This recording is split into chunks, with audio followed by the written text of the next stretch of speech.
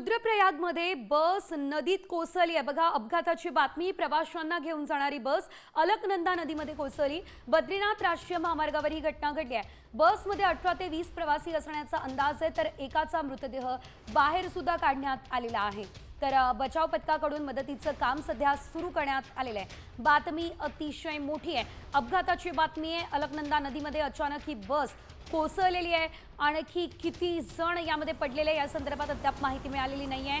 एकाचा मृतदेह तर बाहेर काढण्यात आलेला आहे, मात्र हा आकडा वाढण्याची देखील शक्यता नाकारता येत नाही।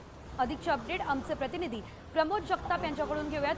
प्रमोद, थेट बस नदीत कोसळली, काय घडलं होतं? हा रुद्रप्रयाग मधील खूप अपघात आहे बसचा, असं आपल्याला म्हणावं लागणार आहे सिजल। कारण ग्रामीण भागामधनं प्रवाशांना घेऊन ही बस जात होती। माहिती मिळते आता साधारण 17 ते 18 लोक या बसमध्ये व्यक्त केली जाते। काही वेळापासून बचाव पथक त्या ठिकाणी पोहोचले, बचावाचं काम देखील सुरू केलेलं आहे। त्या ठिकाणी पोहोचलेले आहे आणि त्या टीमकडनं एका व्यक्तीचा मृतदेह काढण्यामध्ये देखील आल्याची माहिती जी आहे ती मिळत आहे।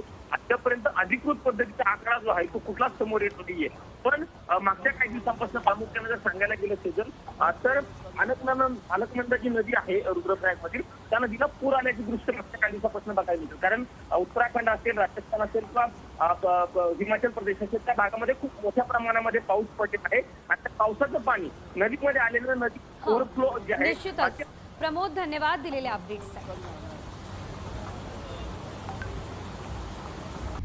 आता isakal.com आहे देशातील नंबर 1 ची मराठी न्यूज वेबसाईट। प्रत्येक अपडेटसाठी isakal.com ला नक्की भेट द्या।